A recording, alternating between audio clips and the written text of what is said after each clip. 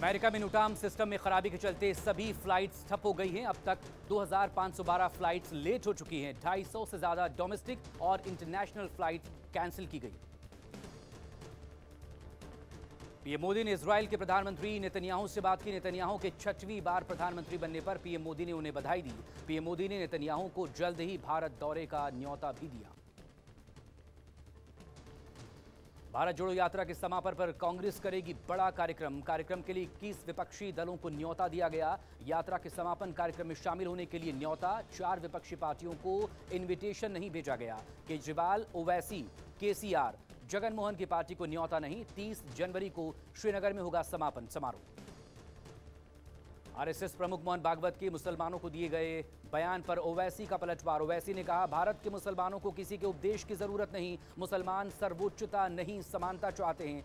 बता दें कि ओवैसी ने कल कहा था, भारत के मुसलमानों को डरने की जरूरत नहीं है, लेकिन वो सर्वोच्च होने की बात ना करें। दिल्ली में ऑटो टैक्सी का सफर हुआ महंगा। ऑटो का किराया बढ़कर 11 रुपए प्रति किलोमीटर हुआ। पहले 1.5 किलोमीटर के बाद 30 रुपए किराया। दिल्ली सरकार ने किराए की नए दरों की अधिसूचना जारी की। सीएनजी के बढ़ते दामों को देखते हुए दिल्ली सरकार का फैसला। जोशीमठ संकट पर केंद्रीय गृह मंत्री अमित शाह ने उत्तराखंड के मुख्यमंत्री पुष्कर सिंह धामी से फोन पर बात की। केंद्र की तरफ से हर संभव सहायता देने का आश्वासन।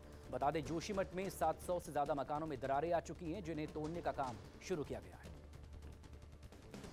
उत्तराखंड के जोशीमठ में हालात हर पल बिगड़ रहे हैं। सैकड़ों लोगों को अभी तक खतरनाक इमारतों से रेस्क्यू किया जा चुका है। अभी तक 723 से ज्यादा घरों में दरारें देखी गई। वहीं कई खतरे वाले मकानों में दरारें और चौड़ी हो गई हैं। आज प्रशासन और स्थानीय लोगों के साथ बैठक हुई, लेकिन कोई भी बिना उचित मुआवजे के अपना घर छोड़ने को तैयार नहीं। जोशीमठ को लेकर लगातार एक्शन जारी है। इस बीच जोशीमठ का मौसम भी लगातार बिगड़ रहा है। आने वाले दिनों में बारिश को लेकर चेतावनी जारी की गई। हालांकि खतरे वाले घरों से लोगों को शिफ्टिंग का काम किया जा रहा है। वहीं एसडीआरएफ की टीम दरार वाले इलाकों में जाकर हालात का जायजा ले रही है। मुख्यमंत्री पुष्कर सिंह धामी लगातार हालात पर नजर बनाए हुए हैं। जोशीमठ के बाद कर्णप्रयाग में भी कई मकानों में दरारें देखी गई, जिसकी वजह से स्थानीय लोगों में डर का माहौल है। यहाँ करीब 40 मकान ऐसे हैं जिनकी दीवारें दरक गई हैं और जमीन धंस गई है। लोगों ने कहा है कि बारिश में प्रशासन इसे छोड़ने के लिए कहता है और बारिश के बाद फिर लोग वापस आ जाते हैं और उसी में रहने लगते हैं। बिहार के बक्सर थर्मल पावर प्रोजेक्ट से जुड़ी पाइपलाइन और रेलवे लाइन के लिए जमीन अधिग्रहण में उचित मुआवजा देने को लेकर जमकर बवाल हुआ। नाराज किसानों ने तोड़फोड़ और आगजनी की। किसानों का आरोप है, रात में पुलिस ने उनके साथ मारपीट की, जिसके विरोध में किसान सड़कों पर उतर आए। बवाल में कई किसान और पुलिसकर्मी जख्मी हो गए। केंद्र सरकार ने हज यात्रियों के लिए वीआईपी कोटे को खत्म किया। ऐसे में अब वीआईपी यात्रियों को आम हज यात्रियों की तरह ही यात्रा करनी होगी। बता दें, भारत के राष्ट्रपति, प्रधानमंत्री, उपराष्ट्रपति, अल्पसंख्यक मामलों के मंत्री के साथ साथ हज कमेटी को वीआईपी कोटा आवंटित था।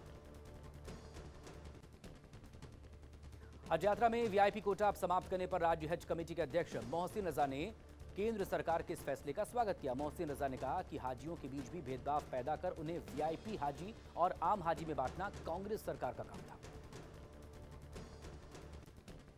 एफसीआई घोटाले को लेकर आज देश के 3 राज्यों में सीबीआई की टीम ने बड़ी कार्रवाई की। दिल्ली, पंजाब और हरियाणा के करीब 50 ठिकानों पर छापेमारी की गई। सीबीआई ने एफसीआई के डीजीएम राजीव कुमार मिश्र को गिरफ्तार किया। सीबीआई ने 74 लोगों के खिलाफ केस दर्ज किया है।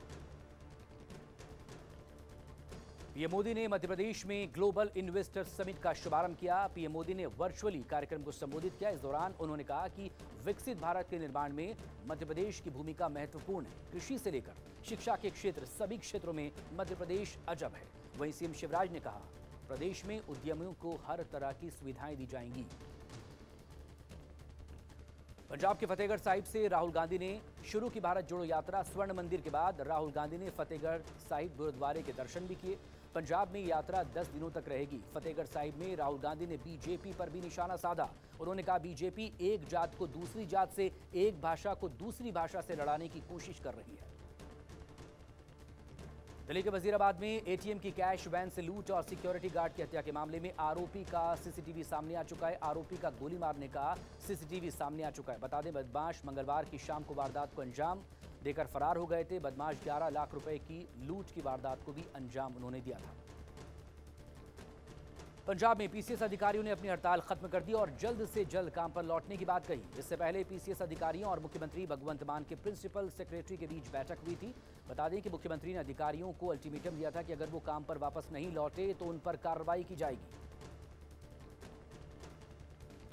उत्तर भारत में कड़ाके की ठंड का सितम जारी है। शीतलहर और ठंड को देखते हुए लखनऊ के डीएम ने निर्देश दिए हैं। डीएम ने कक्षा 1 से 8वीं तक के स्कूलों को 14 जनवरी तक बंद रखने के आदेश दिए हैं। वहीं 9वीं से लेकर 12वीं तक के विद्यार्थियों की क्लासेस ऑनलाइन चलाने के निर्देश हैं। 10वीं और 12वीं के प्रैक्टिकल और प्री बोर्ड के लिए स्कूलों को इंतजाम करने होंगे।